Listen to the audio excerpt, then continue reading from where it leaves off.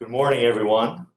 I'm Tom Bushotsky, the Director of the Arizona Department of Water Resources and co-chair of the Governor's Drought Interagency Coordinating Group. Thank you for attending our spring meeting of the group. Before we start, I'd like to ask Nemesis Ortiz to go over the webinar logistics to ensure that our virtual meeting will go as smooth as possible. So Nemesis, go ahead, please. Thank you, Director Bushotsky. As you can see on the webinar logistics slide, we ask that you please mute yourselves when you're not speaking. We would like to avoid any echoing sounds or interruptions when someone else is speaking. If you are a member and would like to speak, please type your name on the chat and we will unmute you, or feel free to unmute yourself. If you are a member of the public, please type your questions and or comments in the chat, and we will read and respond to those throughout the meeting. You can also ask to be unmuted if you prefer to speak to the group. The meeting and everything written in the chat will be recorded. And lastly, if you're experiencing any technical difficulties, please contact ADWR Help Desk at 602-771-8444 or email tickets@azwater.gov. If no meeting attendees have any questions about the webinar logistics, you may continue. Thanks, Nemesis. So for the record, it is May 11th, 2021. And I am Tom Bushotsky, the Director of DWR and the co-chair of the Governor's Drought Interagency Coordinating Group. I also want to introduce Alan Clark, the Director of Arizona Division of Emergency Management and the co-chair of the group. Alan, would you like to have any opening comment for the group? No, sir, Director. Thank you very much for calling this meeting to order, and look forward to the updates about the upcoming season. So, sir, back to you. Thank you. Thanks, Alan, for your attendance and always your participation.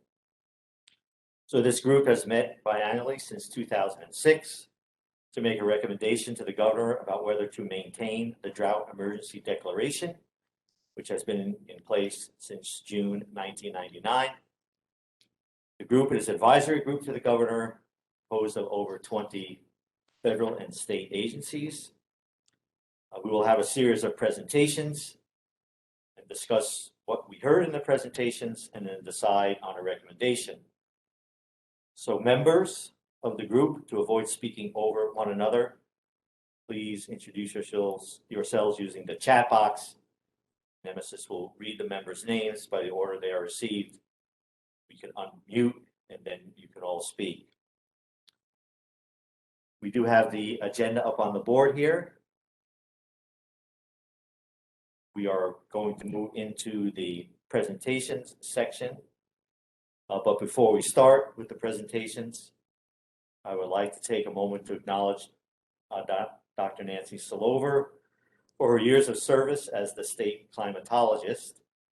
Dr. Solover was appointed by Governor Janet Napolitano in 2004, and her contributions as the Drought Monitoring Technical Committee co-chair have been instrumental in the state's drought monitoring and preparedness efforts, and of course, her participation on this group as well. Thank you for your years of hard work and dedication, and congratulations on your retirement. And Dr. Solover, you're up first with the drought status update and monitoring technical committee activities. And certainly, if you would like to speak to your retirement or have any comments for the group beyond your formal presentation, please do so either at the beginning or the end of your presentation. So with that, I'll turn it over to you, Dr. Solover. Thank you, Director Bushotsky. I appreciate that. I will make a couple comments at the end.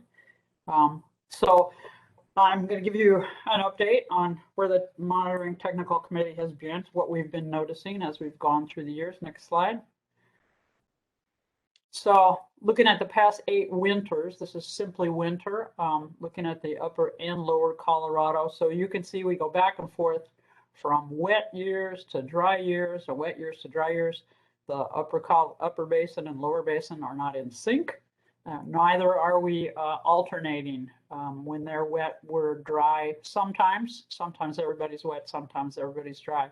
So looking at the bottom row, water year 2019 was wet everywhere, upper and lower basin. Water year 2020 was dry, pretty dry in the upper basin and wet in the lower basin. So that kind of led to Arizona's water resources filling some of the reservoirs, and you'll hear about that from Stephen Flora. But then we got to this past year and everybody was dry. And so these 2 dry years in the upper basin have led to the situation you're going to hear about in terms of the Colorado from another speaker. I won't steal their thunder. But we've been quite dry this past year. Next slide, please. So we started this water year in October, already dry from the monsoon that didn't occur last year. And we went into the early winter and we had less than 25% of precipitation across most of the state. It was a pretty ugly situation, and we hoped that the late winter was going to save us. As you can see on the right, the late winter did not save us, and it just continued to be dry. And essentially, it's been one of the driest winters that or the driest annual or 12-month periods that we'd ever had. Next slide, please. So in October of 2019, we had a previous dry summer, and it led to moderate to a little bit of severe drought across the state. And we went into the winter of 2020, which was, as you saw earlier, a pretty good winter, and it brought most of the state out of drought. The Northeast remained. And then we continued on through spring, and we improved ourselves a little bit better in much of the state, a little not so great over in Pinal and Graham-Greenlee counties. We went back in, but then the monsoon came and it didn't come, and we ended up getting to where we see in September 29th, where the monsoon brought us back to pretty much extreme drought across most of the state. And we were certainly in some drought condition everywhere in the state. And then went to the winter, again, we didn't have any precipitation. And so exceptional drought, the dark red, crept in, and it's continued. And basically now we have the duck. Since we're at May 4th, this week, I don't anticipate we're going to see any improvement. Well, I know we're not going to see any improvement. I don't think we're going to see any change in our current situation in terms of short-term drought. But from here on, until we actually start the monsoon, assuming it starts, we're not going to see improvement, and we'll probably see some degradation. So we're in a pretty bad situation in a lot of the state in terms of our drought. Next slide, please. So when we look at the numbers, that back to October of 2019, we started the previous water year. We had no exceptional or extreme drought anywhere in the state, some severe. And then we had a pretty good winter that brought even severe disappeared from the state. And then we went into this current winter.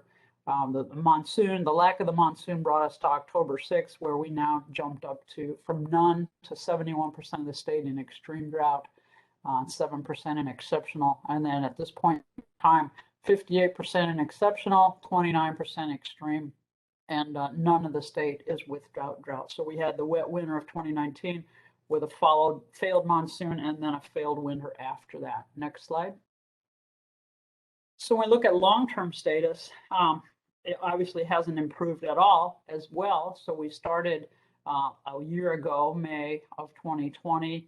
We had parts of the state that, relatively speaking, were in no drought condition. We had good stream flow. We had water flowing into reservoirs and things from the winter.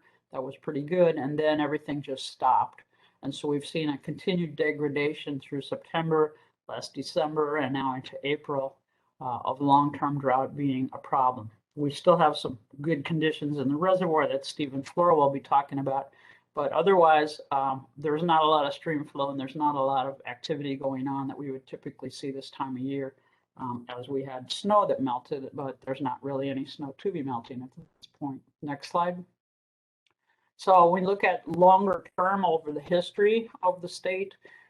This is the second driest year we've ever had, the 12-month period, January to December Average precipitation was 6.58 inches. The driest was about 6 inches happening in 1956. And so as you look back even at the previous, well, back to 1994 or so, you will see the current drought is that last section of the graph. And it does not look pretty. We'd like to see it jumping back up to what we had in the 70s. That would certainly be welcome, but we don't know what's going to come in the future. Mark will be talking about hopefully what will come in the next few months and the next year. Next slide, please. So this is another way we look at it. This is a graph that U of A generates. This starts in 1981. So you can see all the green at the left end. That was our previous wet period. Then we moved into the current drought, and it's depicted very well here. And you can see little shots of green where it's like, oh, let's end the drought, and then nothing, and we turn back to brown and yellow. And at this point in time, we're going back into a lot of brown.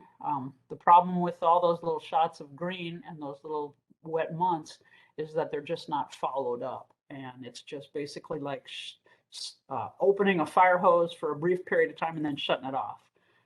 And we haven't had enough to get us out of this. So we'll see what comes as we go forward. Next slide. So when we look back, this 12-month precipitation ranking, this was March of 2020 to February of this year, and it's continued like this. And that Arizona is the driest on record for that period, as well as Nevada, Utah, and New Mexico. And so this is kind of the situation that we keep finding ourselves in. And this is why water is such a problem at this point, and we are working on it. But this is one of the things that we're actually pretty good at figuring out how to deal with things like this, and we will continue in the future working on that. So next slide. And that's all I have to say about that. Hopefully Mark will be able to give us some good news as we look forward. So I'm retiring as a state climatologist, and I'm retiring from Arizona State University at the end of the semester, which is basically the end of the week. It's changed. If that's my email, and you can certainly contact me. Aaron Saffel is the assistant state climatologist, and the governor has not yet made an appointment to fill my position, so we don't yet know for sure what's going on with that. So at this point in time, Aaron is going to be the acting state climatologist so that we have some continuity and we can continue to handle all the things that I've been handling. And her contact information, her email is there. That's not necessarily her phone number, so I apologize. I shouldn't have put that up there, but that's the state climate office phone number, so we'll see. She may get that transferred, but certainly her email is there, and I believe she's in this meeting as well. And she will be working on drought and all the other things that I deal with. Anyway, but I thank you very much for recognizing me. I've enjoyed working with this committee and the technical monitoring committee and this group for this time, and hope we move out of drought. I would like to have, when I end my term as state climatologist, that ends the drought. I doubt that will happen, but I would like to think it might. Thank you.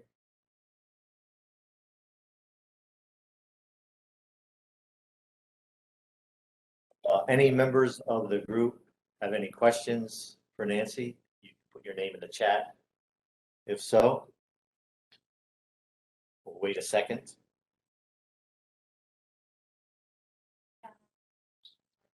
We're not seeing any, so yet again, Nancy, thank you for your service to the state for all those years and to the citizens of the state of Arizona. And hopefully you have a very happy retirement. Thank you again. Thank you. So we'll move on then to the next status report. And that will be the weather outlook for 2021. And Mark O'Malley, the lead forecaster for National Weather Service and Drought Monitoring Technical Committee co-chair, will give us that presentation. Welcome, Mark. I've seen you a few times on TV lately. It must be happy about something. Yes, thank you very much. I'm glad to be here, Director Bishotsky. I think my presentation won't be as negative as it was in the fall, but I don't have a lot of great positive information either. So if you go to the next slide, we do have to look at where we've been and to see where we're going. And if you focus in the middle of the screen, you notice how all those dark blue colors in the tropical Pacific have really disappeared. The dark blue was the La Nina signal that we were seeing during the winter. And really what that did is what it expected, that we would be pretty dry over the winter and also warmer than average. So if we go to the next slide, we can kind of see where we've been, unfortunately. And since the water year began in October of 2020, our temperatures in the left-hand side have been much warmer than average. That's been consistent with the trends we've seen over the past several decades. And unfortunately, on the right-hand side, the precipitation, all the state generally drier than average with a large chunk in the lowest 10%. And really, Mojave County this water year has really bore the brunt of this drought. Much of that county has been the driest on record. So it's really easy to see why much of the state has been sitting in extreme and exceptional drought, as Nancy showed in her presentation. So if we go to the next slide, one thing I do want to introduce is last week, the National Center for Environmental Information released a decadal update to our 30-year normals. We do use 30-year normals to smooth out the randomness that you can get in shorter timescales, but it also provides information on recent trends. And I think the trends in this graph are quite obvious, that we are warming, specifically in the Western United States. When you look at the 1991-2020 30-year average in the bottom right, and that compared to the 20th century entire average, we are a good 1.5 degrees warmer than we were for the 20th century average, and probably about 2.5 degrees warmer than what we were at the beginning of last century. So this is a really stark difference that we do need to plan for going forward, because this trend is not changing anytime soon, and it looks like it's just going to continue warming. So when you think of hydraulic stability in the long term, the amount of extra surface water that's being evaporated by these warmer temperatures, the soil moisture that's being taken away because of these warmer temperatures, the plants really being, that extra moisture being pulled out. So the wildfire, the drought, the hydraulic stability, we have to plan for these warmer temperatures going forward. So if you go to the next slide, this takes a look at precipitation. The trend here is not as distinctive. Nancy showed the precipitation over Arizona over the past period of record 100+ years, and there was a lot of choppiness in that. Notice we go back and forth between these wet and dry periods. The 40s and 50s were exceptionally dry, such that if you look in the top right, the 41 to 70, that time frame was fairly dry compared to the 20th century average. The problem we're seeing in the last 20 to 30 years is not only has it become drier, but several of the years in the past 2 decades when we've been dealing with this drought have been some of the driest years we've ever experienced. Add that on top of the temperature trends that we're seeing, and that drought only becomes exacerbated compared to previous droughts that we've seen. So if we go to the next slide, we'll kind of get into some of the forecasts here. And looking at temperatures, well, the trend is distinctive. We're warming over 0.5 degree per decade on average across the entire state. So there's no signal that that's going to change. So the odds are that this summer will continue to be warmer than average and continue this trend. Go to the next slide. I think what everyone's really interested in is precipitation. So I just took a picture of the last 6 recent summers following La Nina winters to see what has happened following a La Nina. And again, there is a mix of signal. 2009 was probably a very bad summer. We don't want that. But by and large, a lot of these summers have a lot of those blues and greens in the state of Arizona. So there is some hope that come this monsoon, we may see some increase in thunderstorm activity and rainfall across the state. That said, summer monsoon rainfall is not necessarily the best to contribute to the hydrologic situation. Probably the best we can hope for is we do get some rainfall to recharge some of the soil moisture. So looking forward to next year, next winter, that we're not just recharging soil moisture, that we actually see some better runoff. And possibly if we get the right rainfall in the right spot, maybe we'll see some increased inflow and side flow into our reservoir system. So if we go to the next slide, this is the official outlook from the Climate Prediction Center, and they're kind of seeing the same thing that I'm looking at, where they do indicate a slightly better chance that the summer could be wetter than average, but this is only a very modest increase in odds. Really, there's still a 25% chance that any given location could be drier than average this summer. And I plotted up on this time series on the right side. The dots are those years that I showed in the previous graph. So outside of the one really dry year, the previous summers that follow La Nina winters have been average to slightly above average on precipitation during the summer. So there is a little bit of hope looking for the next couple of months. Go to the next slide, please. Really, the key is going to be looking ahead towards next winter. And unfortunately, when we get into this time of year in the spring, the predictability for the following winter is not the best. This graph exemplifies how much spread there is in our forecast, but by and large, the majority of computer models that we look at are kind of hovering in that near neutral in the middle stage. However, go to the next slide, please. The probabilistic output for next, if you go to the last October, November, December, January, there's about an equal chance that it's either going to be a La Nina or a neutral year next year. So again, there's a lot of uncertainty in what happens. This graph actually looks a lot like what we were looking at last year at this time. If you go to the next slide, this is what I briefed last year, and it's almost identical where there's basically equal odds. So hopefully, best case, we stay neutral. And the worst case, what we probably do need to plan for is that we could have another La Nina next winter. And unfortunately, La Nina for the Southwest, as we saw last winter, generally means drier than average conditions. So we can be optimistic, but we need to plan probably for not the worst case scenario, but not a great scenario going forward. And if we go to my last slide here, I believe. This is the outlook for next winter. And again, the temperature on the top left is mostly due to trends. If you've been warmer than average every winter for the past couple decades, why wouldn't you continue? And there's really no shift in the odds for precipitation until we have a better handle on what's going to happen as far as La Nina, neutral, or El Nino. So in my summary, go to the last slide, please. These are just some of the points that I brought up, but really the warmer than average summer is pretty high confidence. There might be a wetter monsoon this year, but there's always a lot of randomness in the thunderstorm coverage. Some communities will still fall below average, even if it is a good year, but we can hope that we do get some soil moisture recharge this summer and possibly some inflow and side flows if we get really lucky. About a 40% chance of La Nina developing next year, so we can hope that doesn't happen.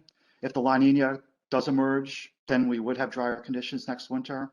And my last bullet there at the very bottom, I do want to give a special thanks to Nancy. Her contributions as the MTC, the Monitoring and Technical Committee co-chair, have been immense. She's helped me out tremendously in my serving as the co-chair. I wish her all the best in retirement and thank her for all her service to the people of Arizona. So thank you, Nancy, and that's all that I have. Thanks, Mark, and love your tribute to Nancy at the end. I have a comment, but first I'll ask for members who might have a question or comment to put their name in the chat, and I'll wait a second for that.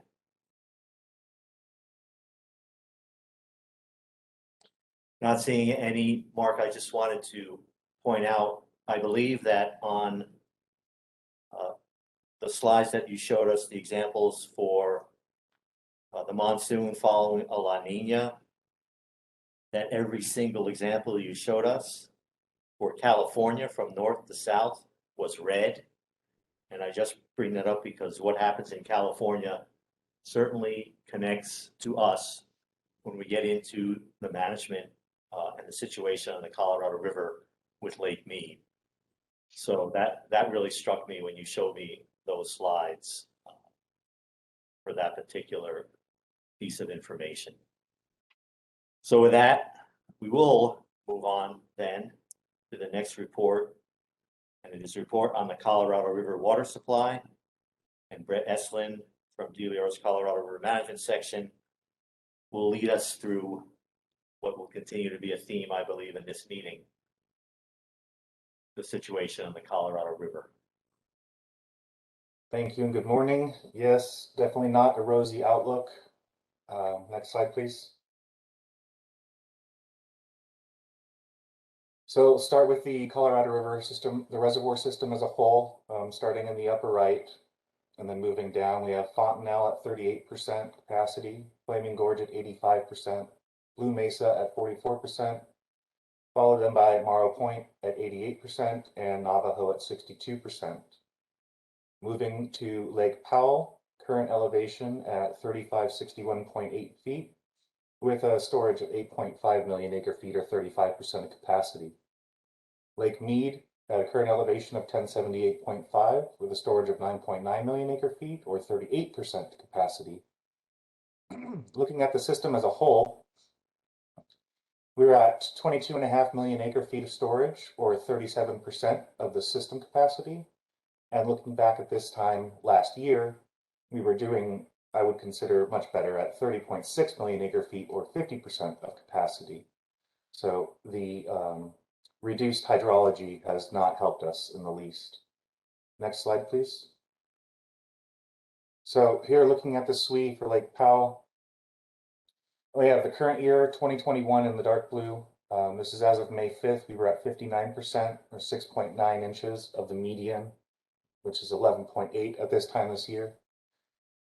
Currently at 43% of the peak seasonal of 16.1 inches. Now, historically, that peak occurs around the second week of April. However, this year we peaked on March 30th, 2 weeks early at 89% of the median. And then for comparison, we have 2012 in the cyan and 2018 in red. And we can see that 2021 has been tracking pretty well with them. So if we're looking at the top 5 worst April through July inflows into Lake Powell, 2012 ranks number 3 at 2.063 million acre feet. 2018 ranks number 5 at 2.6 million acre feet. And we just received the May final forecast on May 2nd, which put the current April through July at 2 million acre feet or 28% of average, which if that keeps through the season, then this year will replace 2012 as the 3rd worst April through July unregulated into Powell. Next slide, please. So now looking at the April 24-month study end of water year projections. These are based on an inflow forecast of 4.9 million acre feet. Again, this was for April, so that will be decreased when we go into the May 24-month study, which most likely will be coming out. It's either going to be Friday or Monday. So looking at end of water year for Powell, we're going to be at 3556.07 with a storage of 8 million acre feet, 33% capacity. And Lake Powell will be releasing 8.23 million acre feet because of the April 24-month study. There will be no April adjustment. And we have Lake Mead ending the water year 2021 at an elevation of 1068.73 or storage of 9.1 million acre feet, 35%. So again, with that decreased inflow, when the May study comes out, don't be surprised if we see a drop in Lake Powell's projections of around 9 feet. Lake Mead won't change that much. The only changes in Lake Mead would be due to side inflows. Next slide, please. And now looking at the same study, but for the calendar year, end of calendar year, we have Lake Powell ending at 3550.03 or 7.6 million acre feet at a storage capacity 31%. Lake Mead ending at 1067.24 or 9 million acre feet, 34% capacity. And then we also see that because of the elevations, we are expecting that Lake Powell will be releasing a 748 in water year 22 from Powell to Meade. Next slide, please. So looking at the operational tables, this will all be confirmed by the August 24-month study.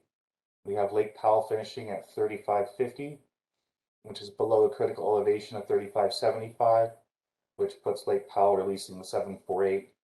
We have Lake Meade at 1067, which is below the Tier 1 shortage of 1075, which will put us in a Tier 1 reduction for the 07 guidelines and DCP contributions, which means that in 22, Arizona will be taking a reduction of 512,000 acre feet. Next slide, please. So looking at the April 24-month study, and we have that compared to the March in gold, we see that the minimum probability of Lake Powell is going to be releasing the 748, also the same as the most probable. Again, confirmed by the August 24-month study. So the end of calendar year, we're going to end up at the 3550.03, which is a little bit down from March. Again, when we see the May study, it'll probably be down even further. And we have a range of possibility from 3536 to 3575.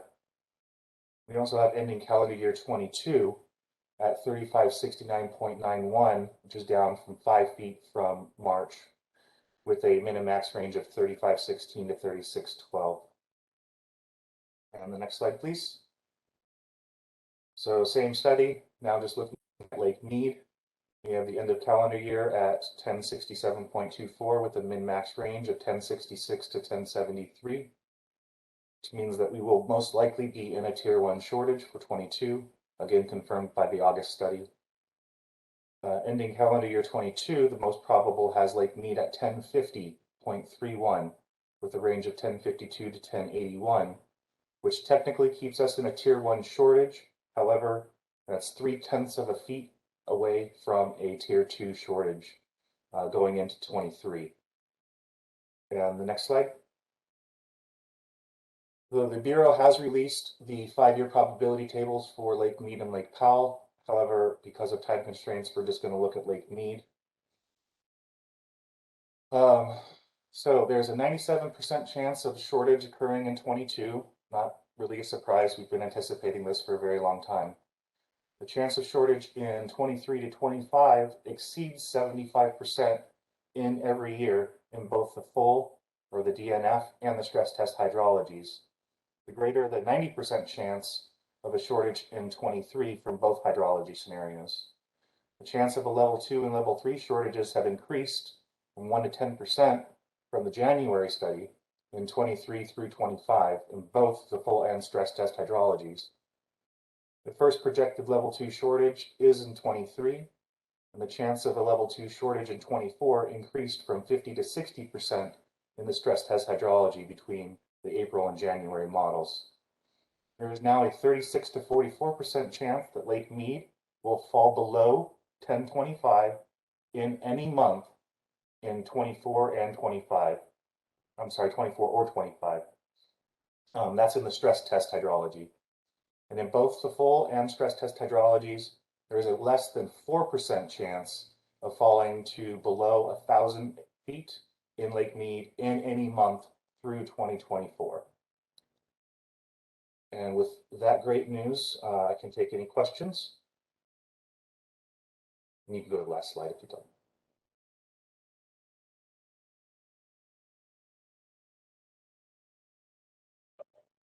So questions from members for Brett? Put your name in the chat, please. So I just want to add a couple of points that are important to note. First, the drought contingency plan, which required additional contributions starting in 2020 potentially, and then running through 2026, and also incentivizing conservation in Lake Meade, really has been a good outcome. we would have probably been in tier 1 in 2020 and 2021 without that incentivized conservation. I'll also point out, as Brett did, that for 2023, we're talking about 0.3 of a foot above tier 2, which is another 80,000 acre foot reduction on top of the 512 that Brett talked about. If we hit tier 2, we expect in the May 24-month study that 0.3 of a foot is going to be worse. But the good news is perhaps with additional conservation over and above the drought contingency plan requirements, we're close enough to that trigger point, we might be able to artificially keep the lake out of tier 2 through additional conservation.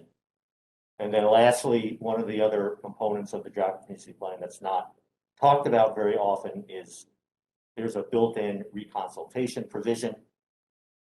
If in any 24-month study, the minimum projection moving forward, and Brett showed you that they do minimum, maximum, and most probable, but if the minimum projection 2 years out is Lake Mead falling to elevation 1030 or less, the 3 lower basin states, California, Nevada, Arizona, and the Interior Department will consult to take collective actions to further slow the dropping of the elevation of Lake Mead. But this is a pretty dire place we're heading to for the Colorado River. 512,000 acre foot reduction in tier 1 in 2022 will be painful for those who are losing their water, including agriculture within the Central Arizona Project, some other entities, tribes and cities in a small amount, and about 4,500 acre feet of uses on the river itself that will completely lose that water supply. So something to keep an eye on. We've described that as being painful. It is painful if you're the one losing your water supply, but the drought contingency plan is kind of working the way we hoped it would, maybe not slowing the reduction as much over the years. The reduction is probably happening faster than we had hoped, but certainly not faster than we knew could happen with the kind of hydrology that we're seeing on the Colorado River. So with that, thanks, Brett. And we'll move on to a report by Stephen Flora, the senior hydrologist for Salt River Project, on the Salt River and Verde River watersheds water supply update. Stephen, welcome. Right. Well, thank you for having me again. Just wanted to provide a brief update on the SRP reservoirs and water supply and the status of the Salt and Verde watershed. So on the next slide, as Nancy mentioned, and congratulations, Nancy, on your retirement, and thanks for all your work on this committee. But as you mentioned, in 2019 and 2020, we had 2 wet years in the lower Colorado here in Arizona, and that helped to replenish SRP reservoirs. So this time last year, our reservoir system was at 98% full, just nearly filling that reservoir from that. Most of the state, as you know, was drought conditions. A lot's changed, but the SRP, that filling of those reservoirs really helped the conditions we're in now. So if you know, in the next slide, as you know, as of January 1, most of the state was in extreme or exceptional drought.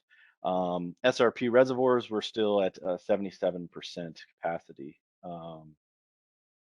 And you could see there, despite we have on the Salt and Verde having record low precipitation and record low inflows during the summer monsoon, both around 30% of normal or median, and then record low inflows continuing for October, November, and December on the Salt and Verde of about 38% of median for the fall. So coming into this winter, we already had La Nina conditions, expecting more of a chance of lower precipitation. Add on the extremely dry watershed conditions. We had very low projections for stream flow unless we got significant precipitation this winter. So next slide, you can see that this is where we started the winter, January 1. As I mentioned, a lot of the watershed was 30% or less of normal for soil moisture throughout the watershed. And snowpack was minimal as well, due to the dry fall and early winter with 11-12% of normal for snowpack leading into the winter. Um, so what did we see during the winter here in the Salton Verde? If you go to the next slide,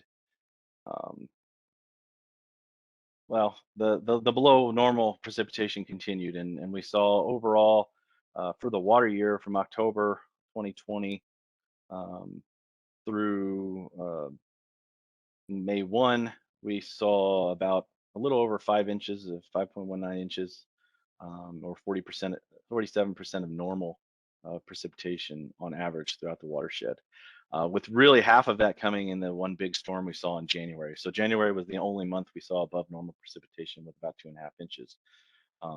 It did put a lot of snowpack on, especially the Verde watershed, which did help some of the drought conditions.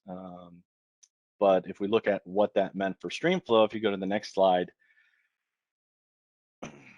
you can see the snowpack there on the Verde. You saw as of February 1, it was above normal at 124% of normal. The Salt did not see as much precipitation, so it was still about 50% of normal there midwinter.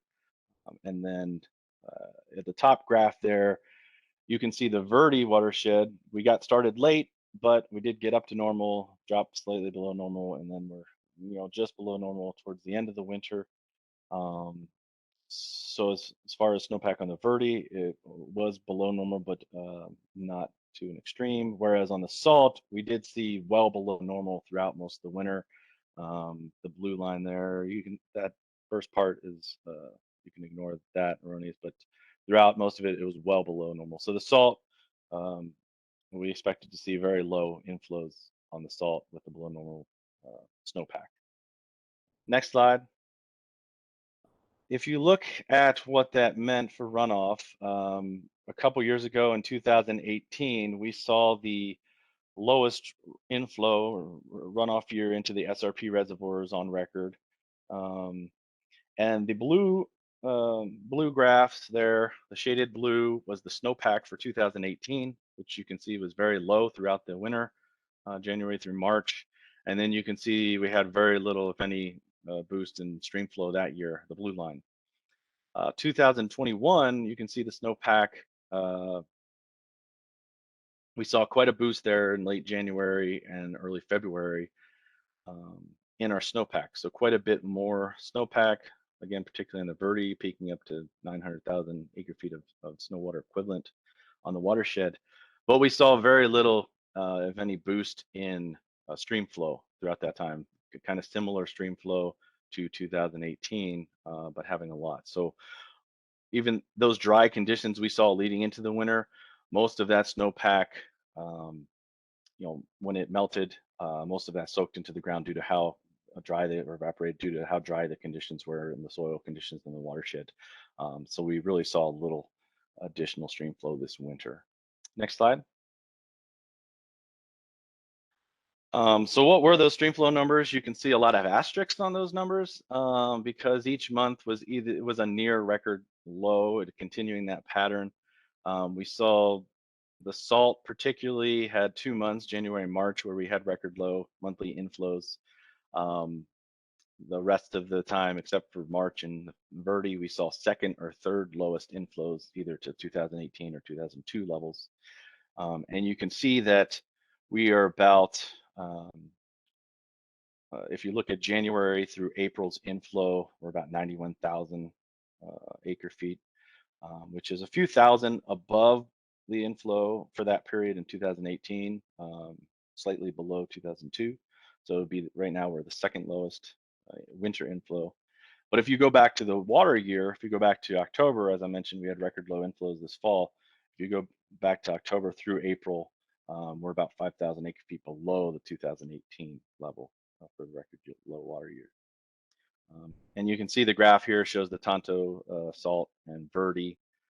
There, the Verde in green. You can see some flow minor flows from the January storm. This peak here in the Verde in March, that was the snow melt for the March. The very end, it did get saturated enough where we started seeing some flows, but it was at the very end, there was little snowpack left, and no additional stores occurred. The salt, on the other hand, had very little. That last little bump there was the snow melt for the salt, which was very minor.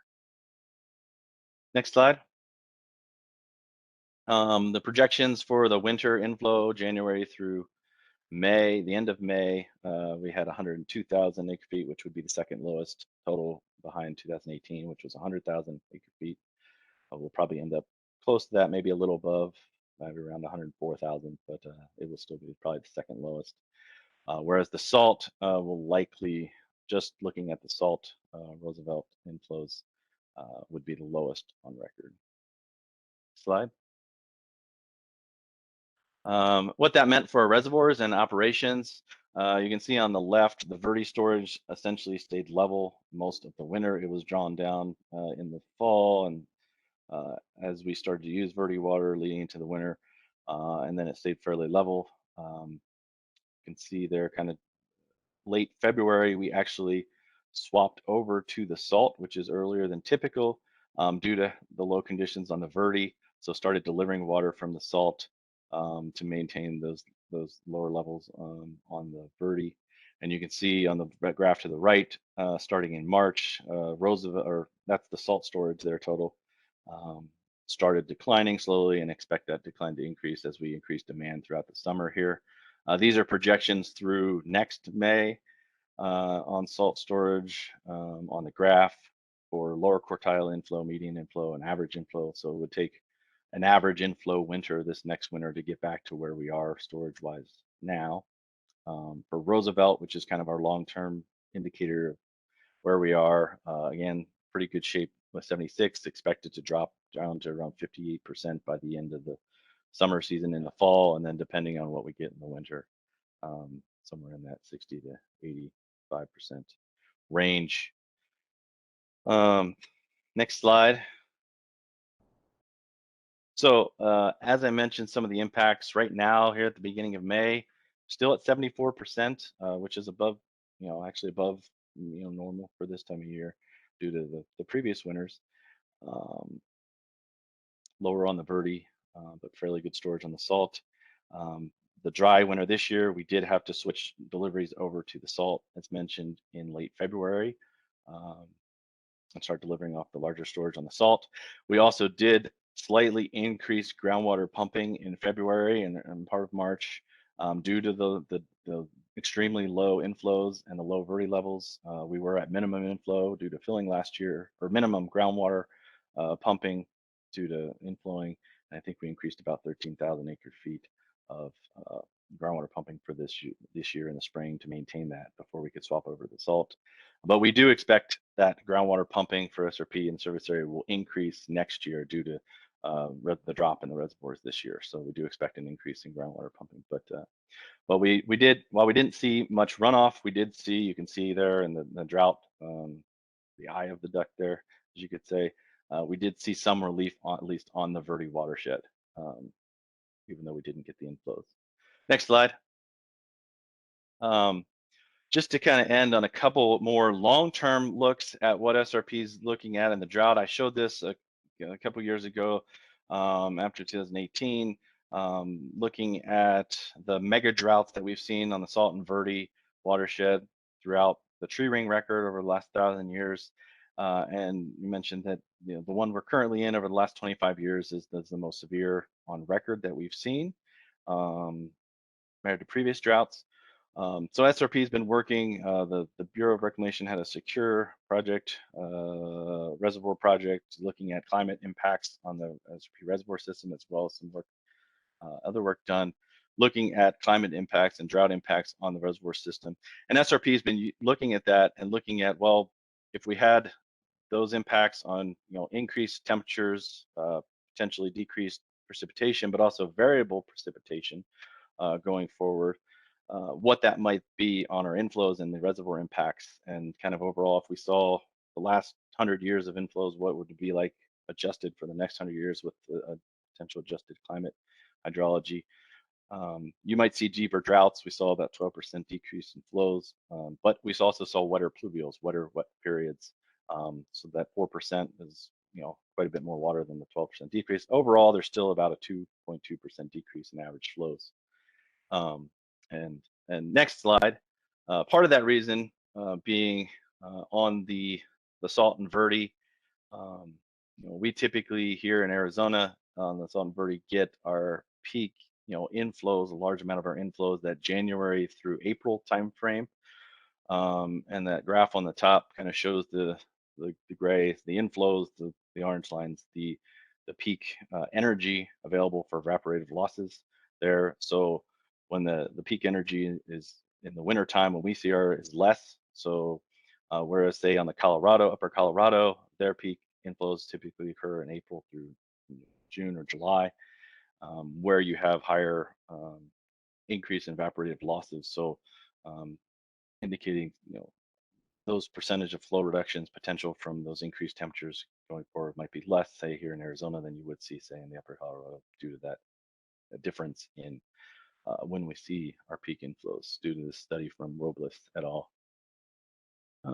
So that's kind of some things that SRP is kind of looking at to to look at how manage the water supply and water resources going forward, given these conditions, and not just for SRPs, but working on ways with CAP, groundwater, all these other for Arizona as a whole.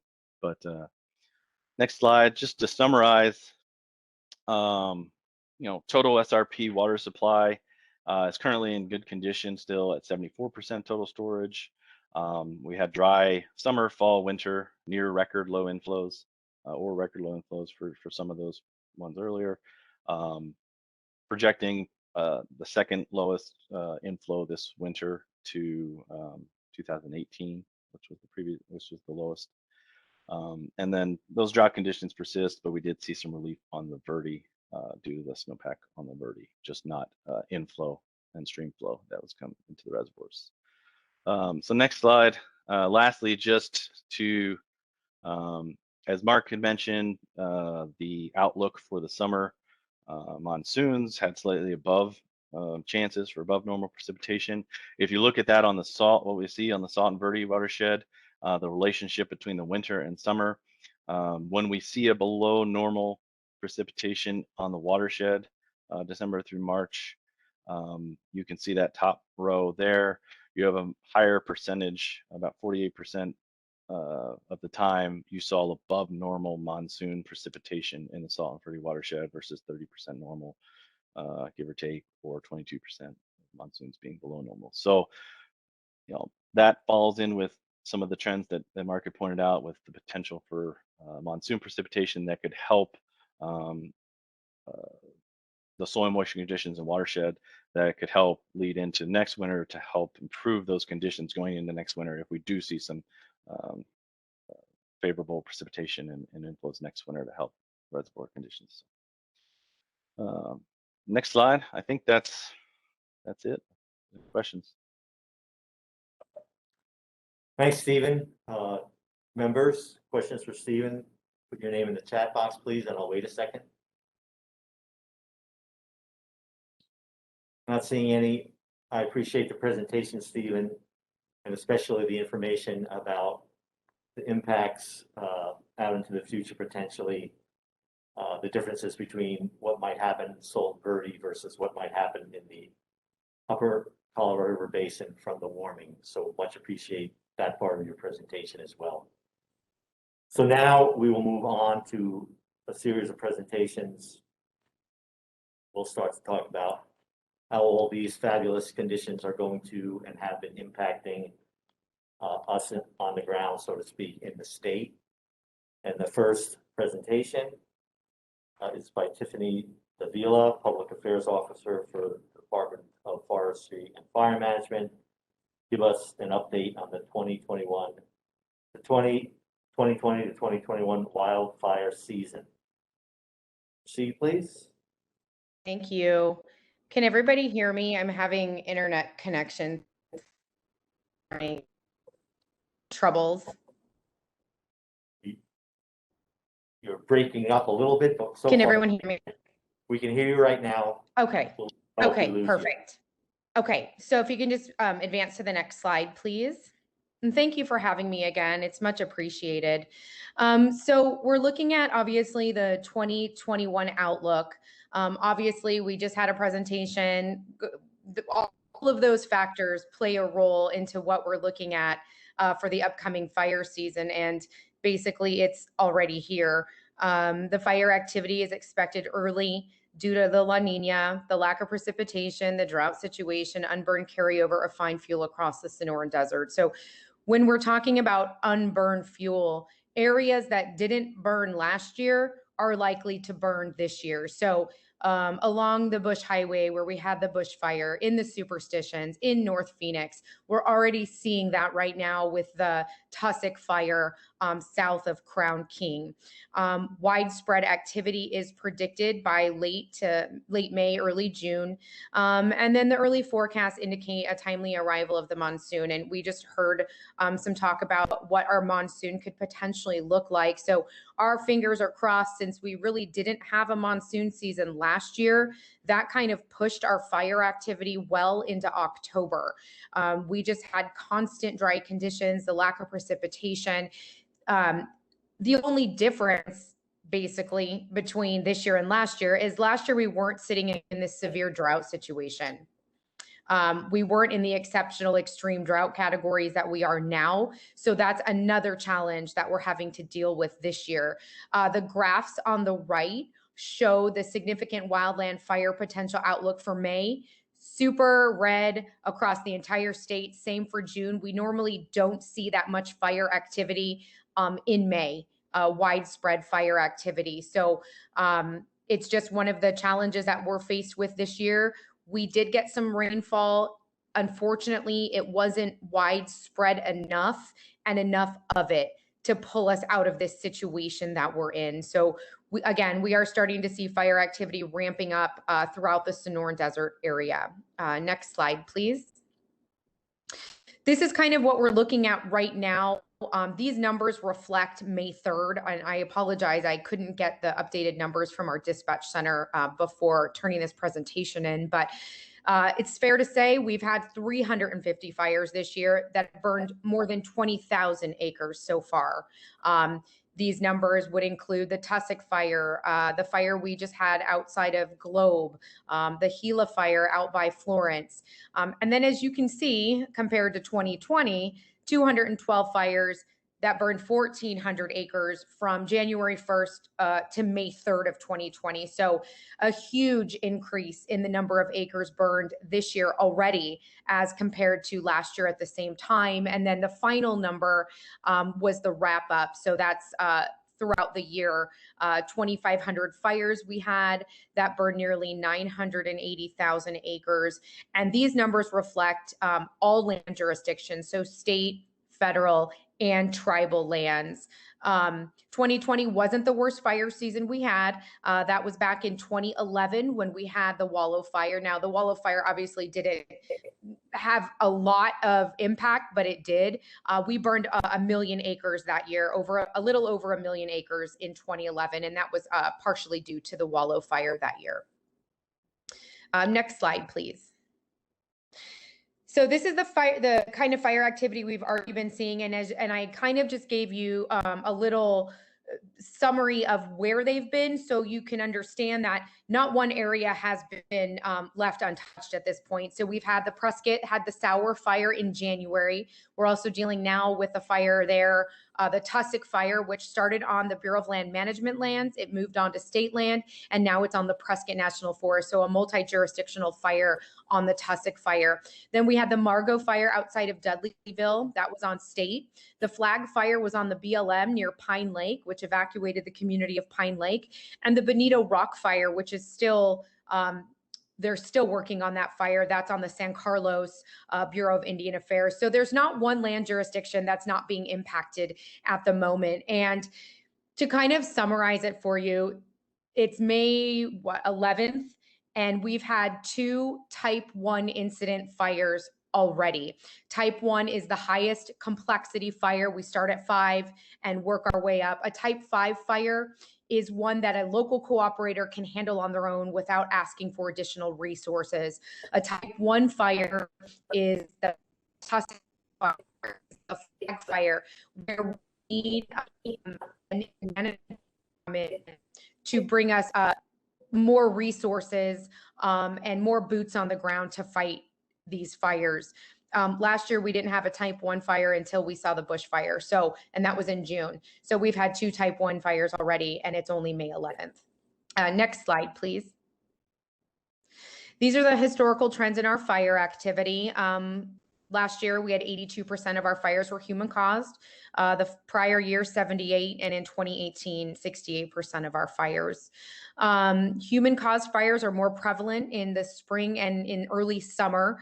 And then we start to see the numbers shift a little, but not much more. That's when we start getting into our monsoon activity. So once we see our monsoon activity increase is when we typically see more lightning start fires. But last year was kind of just a rare year because we didn't really have a monsoon. We just had all of this lightning, but we didn't have any of the precipitation to follow up with that.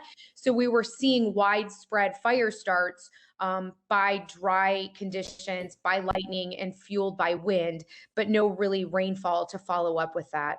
And then again, as I just mentioned, lightning caused fires are more prevalent from June onward as the state enters our monsoon season. Next slide, please. And then just to kind of give you an idea of what our preparedness levels are and what they mean, we have 1 through 5. 1 is less severe, 5 is the most severe. 5, when we're talking about a 5, we're usually at about a preparedness level 5 come June. Those numbers come down from our coordination center in Boise, Idaho. At preparedness level 5, that's the highest level of fire activity. So Arizona's burning, New Mexico's burning, California's starting to see activity, Oregon's starting to see activity, and all of our resources are basically spread thin at that time, and multiple incident management teams are out working these fires. Right now, we're at a preparedness level 3, so that's moderate, but because we're starting to see an increase in our activity, because New Mexico's starting to see an increase in their activity, we could be moving up to preparedness level 4 soon, and that is kind of unusual for this time of the year. Usually we don't get into that until late May or the beginning of June. We do have crews already in the state from out of state. So that's not unusual. We always get outside resources at this time of the year. We have 5 Forest Service hotshot crews in the state right now. In April, we received all of our aircraft. So all of the VLATs and the large air tankers are here. The state received their single engine air tankers in April as well. And then the water scoopers, we weren't sure if we were getting water scoopers again this year, but we do have them. They are here. They came in yesterday, I believe, and I think they'll start to be utilized on the Tussock fire. And a water scooper just is best used when it's near a nearby water source. So it can be used on the Tussock fire because the lake is nearby. So the water scooper will basically land on the water, fill up its reservoir, and then go to the incident and then deploy the water on the fire. So that's kind of where water scoopers best fit in, is when there's an incident next to a nearby large water source. Next slide, please. And then our resource availability. So the aircraft, we have all the availability. We partner with the Forest Service and the BLM to kind of share aircraft resources. But as far as state resource availability, the state has access to 260 local fire departments or districts that have qualified wildland firefighters. Now, kind of just to give you just a quick little background, not every structure firefighter can fight wildland fire. They have to be qualified in the wildland, and there's classes that they have to take to be qualified as wildland firefighters. We also have access to 2,500 wildland firefighters. We as the state have 13 wildland hand crews, which, good news, we will be able to use our DOC crews this year. Unfortunately, we weren't able to use them last year due to COVID. So we are able to use those crews this year. 12 of those DOC hand crews are type 2. And then we have our Phoenix crew, which is a post-release hand crew. That's a type 2IA hand crew that provides initial attack as well. And then again, we partner with the Forest Service for our air resources, like the DC-10, the LAT, and the scoopers. And then DFFM has in-house single engine air tanker resources and an air attack platform. And then we coordinate with DPS and the Arizona National Guard for bucket work provided by their aircraft. Next slide, please. And that's all I have. So if anybody has any questions, feel free. Again, members, put questions in the chat box if you have any, and we'll wait a quick second to see if anyone does that. So seeing none, Tiffany, I do have a question. Where are we heading? And I saw an asterisk on one of your slides about closing state land and forests early one year.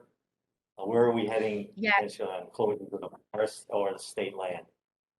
So I believe in, and don't quote me on this, I believe in 2018, so 2017, yeah, we had the sawmill fire. So that was that 48,000 acre fire that burned down in southern Arizona. The following year, because we started to get back into that drought situation, I don't think it was as severe as we're in now, but we were seeing the impacts of the drought. We decided to put closures in place in some state lands and some federal lands as well. This year, what we're looking at, we do have fire restrictions in place already in northeastern Arizona. So the ABARS, the Apache Sitgraves, the state, local cooperating agencies, Navajo and Apache County, along with the BLM, have stage 1 restrictions in place. This Friday, we will be going into stage 1 fire restrictions across most of the central region of the state. The BLM, the Prescott, us, DFFM, the Coconino, the Kaibab, the Tonto National Forest. So now we're going to get into pretty much most of the state besides southern Arizona. We'll be going into stage 1. And it's not something we just do like, oh, it's dry, let's put restrictions in. We also have coordinating groups that we work with each agency. So we work with the tribes, we work with our federal partners, local cooperators, and we discuss, just like we're discussing now, the drought conditions, what our anticipated monsoon season is going to look like, the ERCs within the fuel on the ground. All of that plays a role into what we're looking at as far as fire restrictions go, and of course, forecasted weather. So at the time last week, we had some fire weather coming in northeastern Arizona, so we put restrictions in place then. Stage 1 will go in now. We will keep discussing throughout the summer. We meet every week. We have calls every week to discuss conditions. If they get severe enough, we will go ahead and implement and move those restrictions from stage 1 to stage 2. If they become even dire, like what we're kind of looking at, we will go ahead and implement closures. It's really hard to implement closures though, because this is public land and we don't want people to feel like they can't do what they want on their land. But at the same time, we have to implement something because it's a public and firefighter safety concern. So right now, we've just got stage 1 restrictions in place. We're looking at stage 1 restrictions this Friday for the central region of the state. And stage 2 could come down the pipeline within the next month or less, depending on how much worse conditions get. I think that was a great question.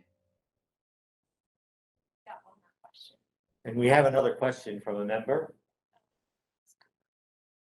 The question is, what is a scooper? So a water scooper, a piece of aircraft that can be used on a fire. They're best utilized.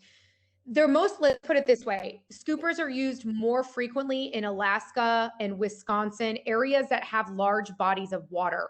So we don't really see them a lot in Arizona. In fact, last year we used the scoopers for the first time, and I don't even know how long. So they're best utilized when there's large bodies of water. They arrived this week. They will be utilized on the Tussock fire because Lake Pleasant is nearby. And on the surface, and they're called, they scoop up water into the belly of the plane, and then it can fly off to the as part of the. All right, thank you. So we'll move Thank on you, then everyone. we'll move on to the next report. Alyssa McAlexander, a forest health specialist from, again, Department of Forestry and Fire Management, will give us a forest health update. Thank you so much for having me. Just want to make sure you guys can hear me okay. Yes, we can. Okay, great. I'm the forest health specialist with the DFFM and just gonna give you guys a quick update on our 2020 forest health activity, as well as provide you with a few insights into what we will expect this year in the 2021 season. Next slide, please. Thank you. Okay, so just to start, give you guys a little bit of background.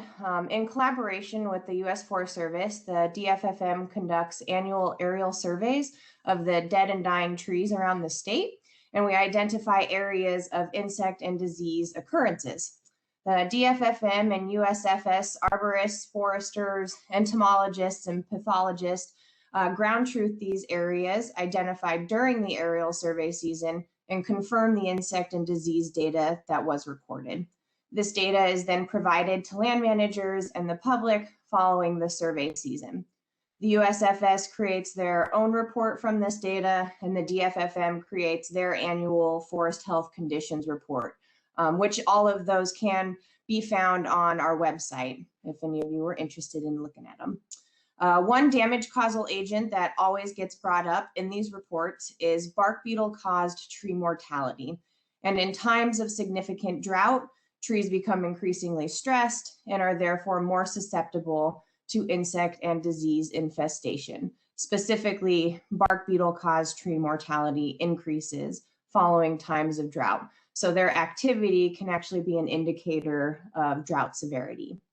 Next slide, please. Okay, so what did we see in the 2020 season? Well, the spring of 2020 experienced fairly good precipitation, which led to a decrease in the total acres of bark beetle caused tree mortality. The majority of bark beetle damage occurred in ponderosa pine forests on federal lands. Although the spring precipitation helped decrease bark beetle damage for the summer of 2020, we did see increases in damage caused by forest insect defoliators, as well as sap feeding insects. However, towards the end of our survey season, we began noticing and mapping several thousand acres of drought stressed trees, mostly ponderosa pine stands. And this was noticed due to the large landscapes of discolored ponderosa pine trees. And so when these areas were ground tracked, we actually didn't find any insect or disease damage. So this did confirm that their discoloration was due to that drought stress. Next slide, please. Okay, as I just mentioned, and I know I'm kind of repeating, I think that's a theme here, a lot of what we've already discussed. So the summer hardly experienced any monsoonal moisture, and on top of that, with the experience of the La Nina winter, this lack of moisture significantly increased that abiotic stress caused by drought.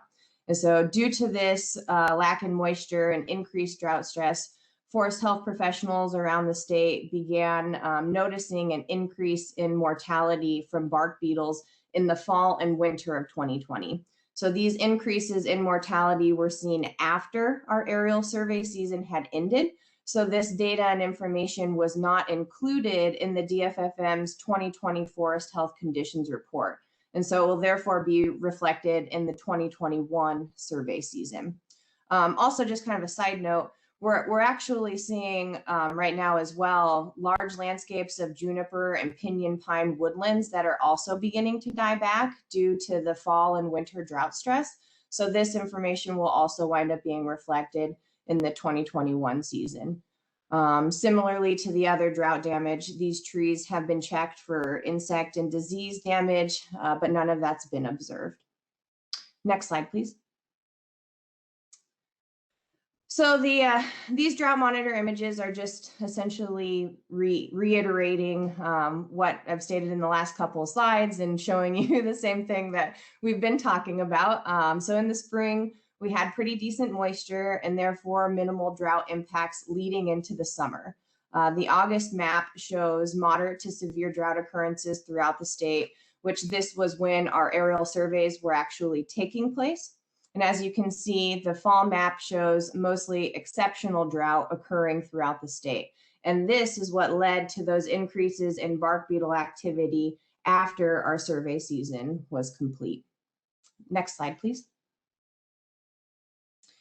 Just to throw a few numbers at you guys, over 81,000 acres with bark beetle caused tree mortality were observed during the 2020 survey season. And this was actually an 82% decrease in bark beetle caused tree mortality from 2019, which had over 450,000 acres. However, we are expecting to see that significant increase in bark beetle caused tree mortality this year in the 2021 survey season, just based off of what we're already seeing on the ground. Next slide, please. So here's a map of all the surveyed damage from the 2020 survey season. And you can see a lot of the damage is located along and above the Mogollon Rim. And most of this damage occurred within areas that were experiencing severe to extreme drought conditions.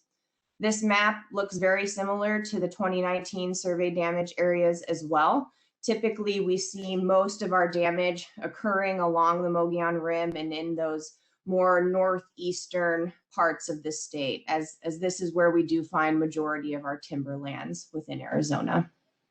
Next slide, please. So overall, for the survey season from 2020, Arizona's forests and woodlands appeared to start showing signs of improvement. However, due to that drought stress that occurred later in the year and was therefore not captured in the 2020 survey data, we are anticipating an increase in insect and disease damage in the 2021 aerial detection survey season. At this rate, all we can hope for is an improved monsoon season that can hopefully help curb the insect and disease damage in the 2022 season. Next slide, please. I also wanted to give you guys a little update on the urban forest health conditions that we've been noticing as well. So just wanted to kind of similar to what I already went over. So we have an invasive bark beetle that's present here in the Phoenix metropolitan area, and that's the Mediterranean pine engraver bark beetle. And last year, due to the extreme heat and the lack in the monsoonal moisture again, we did see an increase in Mediterranean pine mortality caused by that invasive MPE bark beetle. The image that's actually shown here on this slide is of our Mediterranean pine engraver dashboard, which is public and can be found on our website. It shows a map of where all of our MPE traps are throughout the valley. There are 30 traps, and this program has been going on for 3 years now. The dashboard only shows data from the last 2 years, as this information was following the same protocol, so we were able to compare the data. But you can check out a single trap. It's a lot of little things you can check out. You can, individual trap sites that can give you specific counts for each location. And we did spread the traps out more this year for the 2021 collection season. So you'll be able to find all of that info if you're interested. And it's very hard to tell, but at this point in time, we've collected over 133,000 MPE Mediterranean pine engraver beetles through this program. Next slide, please. Also, with the high temperatures and severe drought conditions, they also led to an increase in Aleppo pine blight activity. So trees do not typically die from this blight. However, repeated attacks along with water stress and several other attributing factors over several years can wind up leading to the decline and death of these trees. Just as the image actually shows here, a side-by-side comparison of a tree that was severely affected by the blight in 2019, but wound up fully recovering by the spring of 2020. So this is just reiterating that good watering techniques, even in times of extreme temperatures, can help save your trees from Aleppo pine blight. Next slide. So that's your guys' quick forest health update for the 2021 season. And yeah, if anyone has any questions, I'd be happy to answer. Questions from members, put in the chat box, please.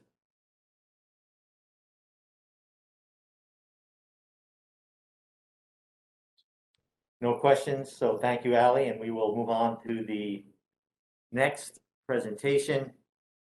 Impacts of drought on wildlife. Dave Weedman, an aquatic habitat program manager from Arizona Game and Fish, will give us that presentation. Good to see you again, Dave. Good morning, Mr. Director, and good morning, everybody. Thanks for letting me be here again today. Presentation I'm going to give is a shorter version of one given to the Arizona Game and Fish Commission this past January. That one was, I don't know, 50 or 60 slides. I didn't think everybody wanted to sit through that this morning. So this is what the Game and Fish Department presented to the Commission and what we're doing to address the impacts of everything we've heard about this morning to our fish and wildlife populations around the state. Next slide, please. As we've heard, we've been in a drought for a long time. Temperatures are going up, and this was one graph that we presented to the Commission. When looking only at the last 20 years, you see all the red lines, which represent an annual average temperature when compared to a 100-year average. If you only look at the last 20 years, there isn't much change year to year. But when you look at the prior 100 years, you can see that there's significantly warmer temperatures. And we've heard approximately like a half a degree a decade increase over the last 30 or 40 years, I think I heard. So temperatures are going up and it's getting drier. And this is having an effect across Arizona's landscape in the pine forests, in the Sonoran deserts, in the grasslands, and in the pinyon and juniper habitats. Next slide, please. And the Commission has been monitoring wildlife populations and managing for wildlife sustainability over these last 20 years. And the practices and approaches that we've been using are working, and they provide a mechanism for us to guide the management and response to protecting wildlife throughout these severe conditions. And so what have we been doing? Next slide, please. These are some examples of activities, specific activities that the department has to take to respond to effects or impacts to wildlife. We have an eagle rescue team that goes out when bald eagles or golden eagles have issues in the nest with the young becoming dehydrated, not getting enough food, or otherwise have problems. They will go out and rescue eaglets and fledglings, get them rehydrated, get them some food, do an evaluation of health, and if they can be placed back in the nest, they'll put them back in, or if they need to go into captivity and be raised in that fashion, they'll be raised and then released later on. Next slide, please. We have also undertaken some supplemental feeding for black-tailed prairie dogs in some of the grasslands of northern Arizona. The supplemental food is provided in March through June to aid the prairie dogs in maintaining their health and improving birth rates and survival of young. The food is purchased through a partnership with the Phoenix Zoo at cost, so we save some money there. And as you can expect, with increased temperatures and decreased precipitation, the growth of forage and browse across the state is decreasing and has decreased, and that directly affects the viability and size and health of our wildlife populations. Next slide. Big, which is really the bread and butter for our department. It provides a large majority of our funding. As most of you know, we're not a general fund agency. We don't receive any general tax dollars, so we generate all of our own revenue through the opportunities and the license sales and income that we receive for those activities and federal excise taxes. And we've been managing populations, monitoring big game populations for as long as there's been a department. And that monitoring, in conjunction with monitoring the harvest during our big game hunting seasons, lead us to hunt recommendations that are aimed at maintaining sustainable populations into the future. Emergency seasons can be put into place if there are populations or groups of animals that are suffering because of drought, or if we've over-harvested an area, we can emergency close an area. But we spend a lot of time and effort in monitoring these big game populations. Next slide. The Aquatic Wildlife Branch, which is the branch that I'm in, manages all the fishing resources, the hatcheries. We have 6 hatcheries around the state. We manage aquatic populations through regulation and through stocking strategies.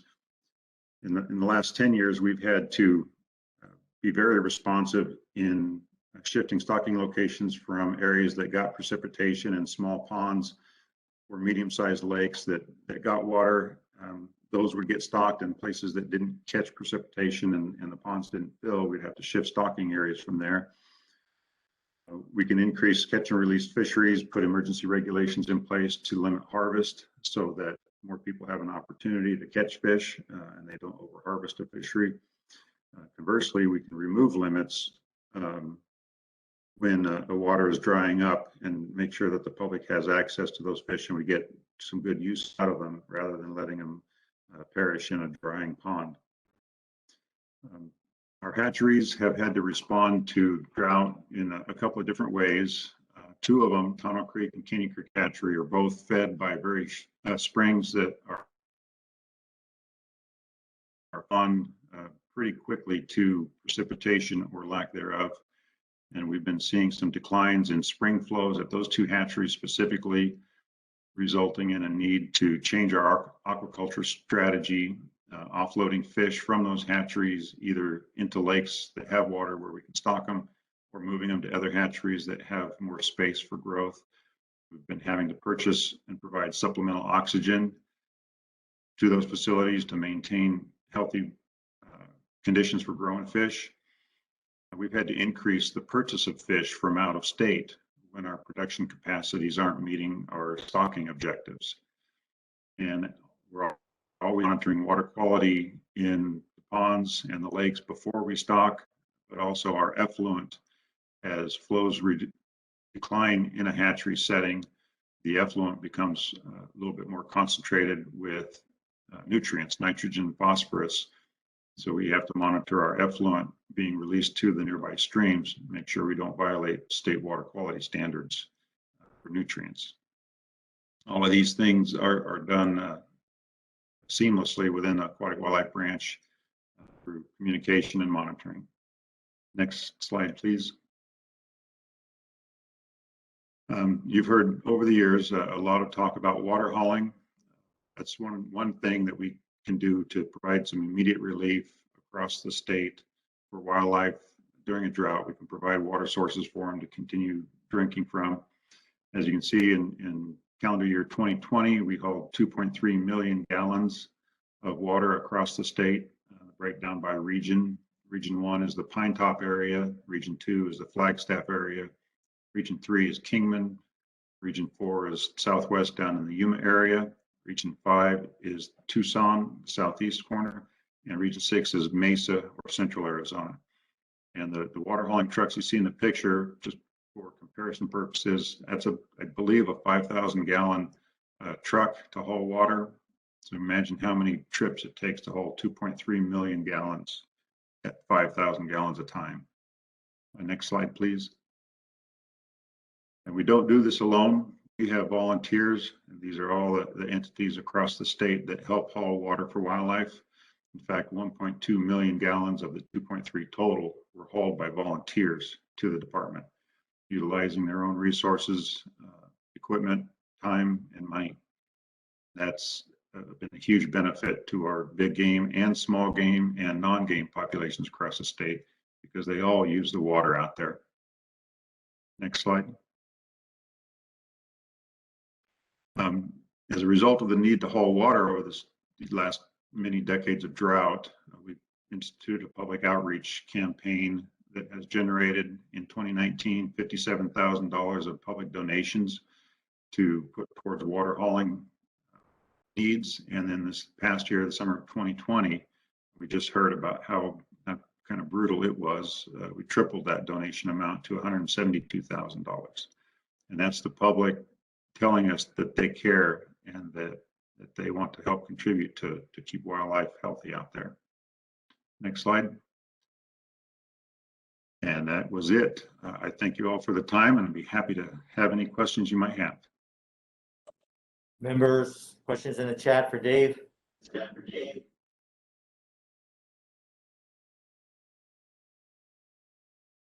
Seeing none, thanks, Dave. Move on to the next. Thank you, Mr. Director. The next presentation, impacts of drought on the Navajo Nation. Carly McClellan, Senior Hydrologist from the Navajo Nation Department of Water Resources. Welcome, Carly. Yeah, hello.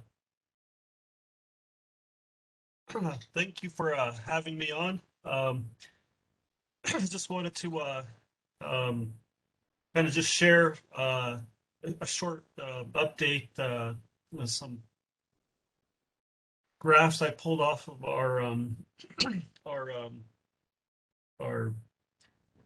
our DSET tool, the Drought Severity Evaluation tool. I shared some of that with you from the last ICG fall meeting, and yeah, just had a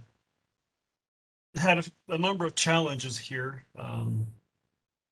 within just internally within our department. We had we're housed in a pretty old antiquated building, so we're being forced to move out of this building because it's kind of like borderline condemned, and so we have a lot of our network that houses our data that's currently not functional, and we're in the middle of a move as well too, from one building to another, and so a lot of the data that I normally have access to, I can't even view it right now. A lot of our historical snow data and even stream data, I'm limited in what we could do with our old data. So I rely primarily on remote sensing data that we have from the Drought Severity Evaluation tool, which is pretty much a spinoff on the Climate Engine tool. Yeah, I just wanted to kind of share that, and we've kind of been having a number of different impacts that we've had just from the pandemic, and so I think we're slowly, coming out of it and recovering in terms of staffing, and we're running a skeleton crew for quite a while, and so I think we're in the rebuilding phase at this point. But so go ahead and go on to the next slide. And so just wanted to share some background and information on our program, and we're within the Navajo Nation organizational structure. We're under natural resources, and then within natural resources we have water resources. And then under water resources, we have a whole bunch of other different programs and departments. And our program is called the Water Monitoring Inventory. And so a lot of what we do focuses on the quantification of surface water throughout the Navajo Nation. And so some of the things that, like I had mentioned, is we do other things other than just monitor precipitation. We participate in snow surveys during the winter months, and we submit the data to NRCS. And we also have like close to a dozen climate stations, none of which are functional at this point. But we recently received some funding, so I'm looking to spend and throw a whole bunch of money at some of the climate stations to get them back up and running again. And then in addition to that, we have 9 stream gauges that we monitor, most of which are perennial streams that we monitor from the snow melt that comes off the Chuska Mountains. So just kind of a brief update on some of the other things that we do as well. And then in addition to that, we have 85 rain cans that we monitor on a monthly basis. So a lot of the things that we do, we provide technical support, litigation and negotiation related things for the Navajo Nation that pertain to water rights, monitor and analyze water resource documents, provide historical data to people who are interested. And we, have a water resource database that we maintain. Currently, like I said, our server's down, so everything seems to be frozen with that until we can get our server network back up and running again. So, and then of course with that, have a lot of catch up to do. So go ahead, next slide. So, we have, 85 total rain cannons. So we kind of divide them up by routes. And that's just a breakdown of the various routes that we have. Next slide. And then here's just a map of the 85 rain cans that we have scattered throughout Navajo Nation. Each of those red dots is a rain can. And so we have them kind of clustered more right through the Arizona and New Mexico border. Primarily because most of that is, to capture the precipitation that falls throughout the Cheska Mountain range. And so we get more precipitation per year due to the orographic effect. And then you can see of the mountains. And so you can see they're a little bit more scattered and sparsely distributed out into the eastern portions of the Navajo Nation and the western as well. So you can see that they're a little bit more scattered. So I think that works out pretty well for us. So next slide. And if you go back to the previous slide real quick, you could see here the color code where Chinle Agency is in pink right in the middle. Crown Point Agency is actually on the eastern portion of the New Mexico side, and then Fort Defiance is kind of like the bottom southern portion of the Navajo Nation. Shiprock is the northern portion, and then the green is Tuba City Agency. So that kind of just gives you a little bit of an idea of some of the various agencies. And the Navajo Nation agencies are somewhat synonymous to like U.S. States. Just wanted to kind of share that. Next slide. So here, the reason why I went back to one slide was just, because I separated our 6-month SBIs by agencies. And so this is from November 1st of last year to May 5th of this year. And this is GridNet data. So next slide. So, just looking at the SPI values, the latter part of last year, you can see our SPIs were pretty low, and they were all below, right at negative 2.1, and you can see just that flat line trend, and when we were in a D4.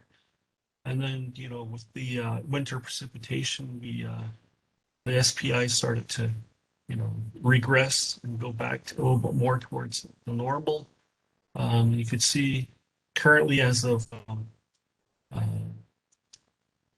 May 5th, we are, sitting roughly at about somewhere between negative 1.1 and 1.2 there.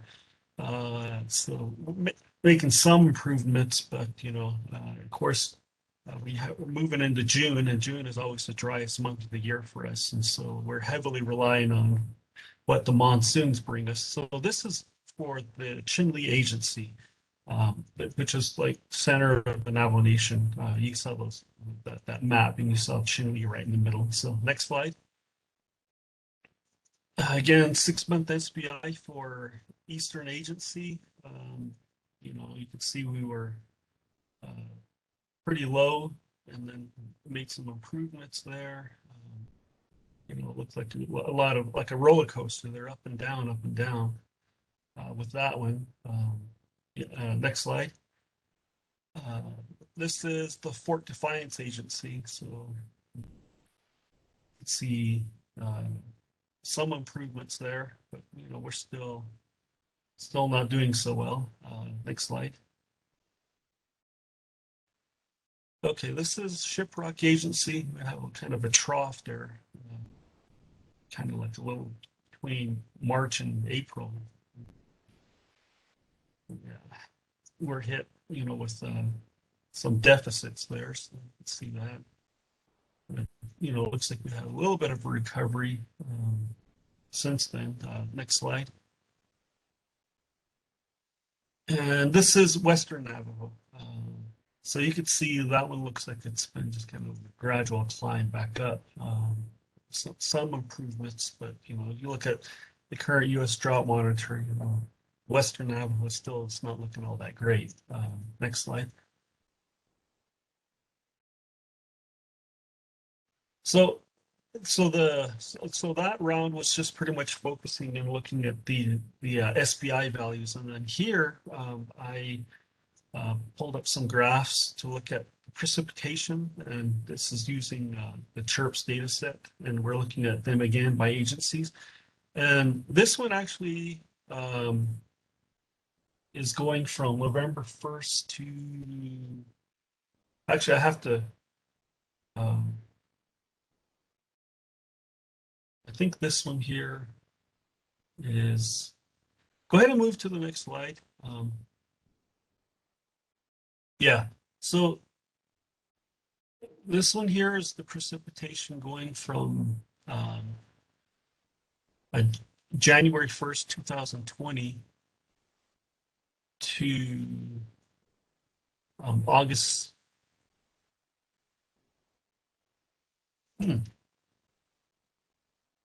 Yeah, I'm not sure exactly. Yeah, so this one here is going out to September 2020. I meant for this to, this screen isn't quite right. I meant for this to go out to May or March 31st. I'm not sure what happened here. So you can go ahead and go to the next slide. Yeah. So I think some of the slides are, I was having a lot of internet problems over the past several days, and you know, that's another thing we're dealing with. It's some really slow internet, and you know, from our move, we had some internet service that's not been the greatest, and so I actually had to run around to find a place where I had a good connection. So anyways, this slide here is just showing the drought vulnerability and some of the things that have affected us. And so I put on there the pandemic and some of the other areas that are pretty vulnerable are, you know, domestic water haulers and, you know, public drinking water supplies like NTUA, BIA, and private, and of course irrigators and dryland farmers. You know, people that own livestock and, you know, they rely heavily on stock ponds, and when those dry up, you know, people are hauling water. And so, and then of course, wildlife, forestry, and recreation, but let's just focus on drought vulnerability. Next slide. Again, this is the Navajo Nation Drought Contingency Plan. Last update was in 2003, and I'm not going to go through all those, but it just pretty much is a guideline for us to follow during situations of drought. And so we do have that document. You know, we use that, and it does require, it is needing some updating here. And so I think that's kind of in the works here, and something that we've been talking about needing to update here. And so if you can go to the next slide. This one here is just our flow chart of how our drought declarations. And this here, it's very similar to the U.S. Drought Monitor. We made, you know, some slight changes. It doesn't quite line up with the U.S. Drought Monitor, but you know, you get the idea that they follow pretty closely. And you can see the various SPI values, and based off of where the numbers are, then you know, we put them in a category of whether it's a normal, alert, warning, or emergency. So next slide. And these again, this is just a little screenshot of the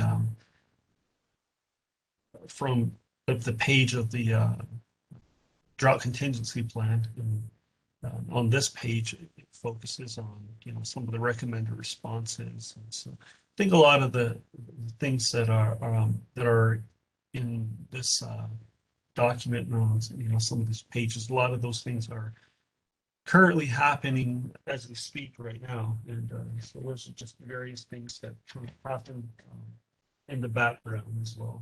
That's constantly happening in terms of being able to focus on drought mitigation and relief to people that need it. Next slide. And so, not sure exactly what happened to the slides that I was having some trouble with.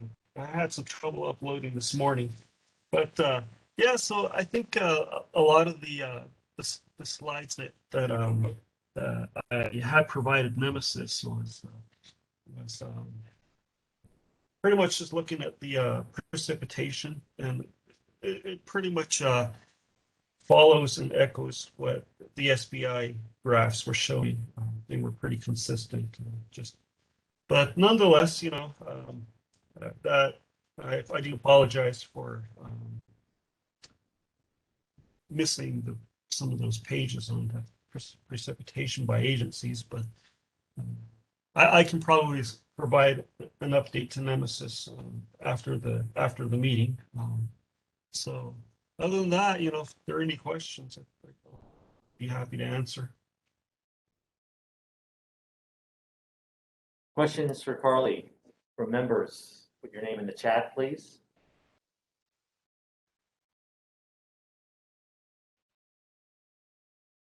Seeing none, I want to thank you again, Carly, and especially with the logistical issues you described at the beginning of your talk. I really appreciate you going out of the way to do this presentation today. We'll take those updates if you want to get them to Nemesis. Thank you. So now we'll move on to item 11, discussion and recommendation to the governor on the drought declaration. As an advisory body to the governor, the group will now consider the Drought Monitoring Technical Committee's updates, the water supply conditions and drought impacts, and make a recommendation to the governor on whether we should maintain the current drought emergency declaration. Drought declaration maintains the state's ability to provide emergency response, receive federal assistance when needed. I'll start with Alan Clark, my co-chair, if he'd like to begin the conversation. So Alan. Yes, sir. Thank you. First and foremost, to Doc Sullivan. Thank you for your dedicated service to the organization.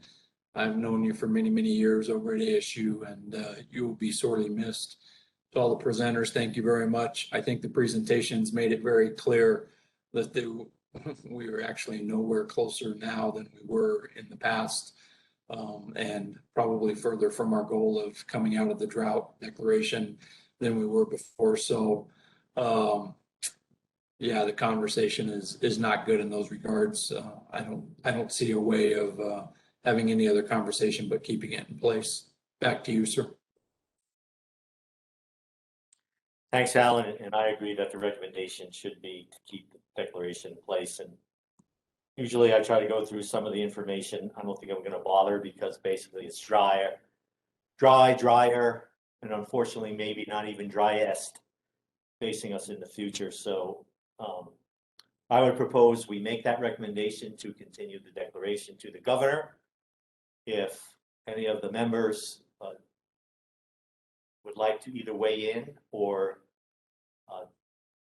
believe that we do not need to make that recommendation, please put your name in the chat and unmute and let us know what you think, or any other comments in support of maintaining the declaration would be appreciated as well. So members.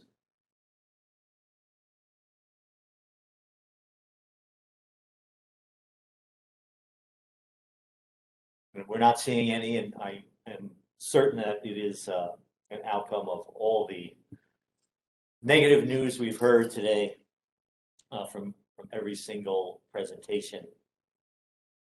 So with that, the staff will put the recommendation letter together for us and we'll get it over to the governor's office. So we move on then to a call to the public. Does anybody from the public have comments or questions on any of the agenda items we discussed at today's meeting? If so, either type them into the chat box or ask to be unmuted if you wish to speak to the group. And I'll pause for a second to allow members of the public to do so.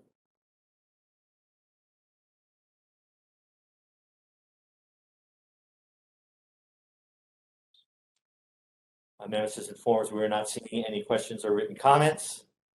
So we'll move on to the last item, closing remarks. And sorry, we do have a question.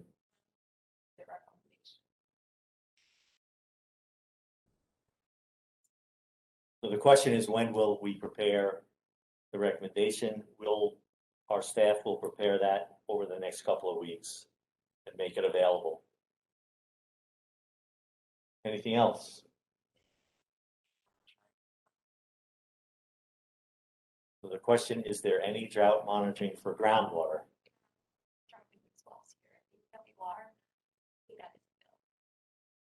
So Nemesis reminds me that we have index wells that we measure here at DWR in terms of water levels in those wells.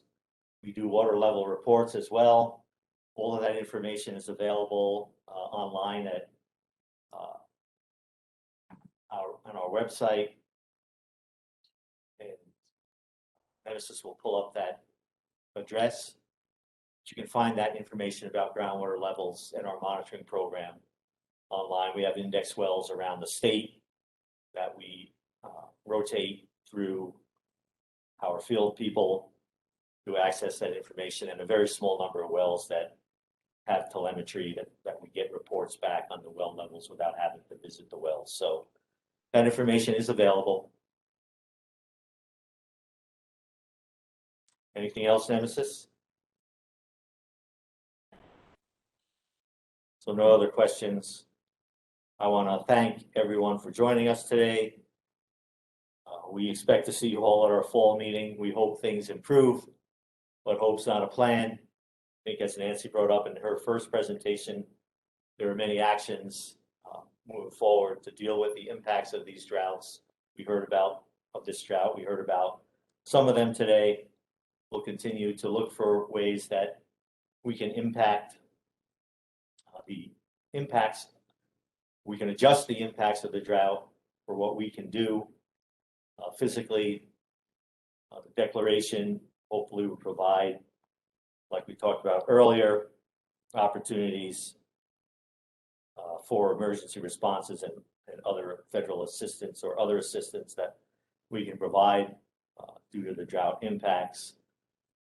So we'll continue to have a plan to deal with the drought, hope that things improve, but continue to impact what we can and what's under our control. So with that, I will thank everyone again, and we will be adjourned.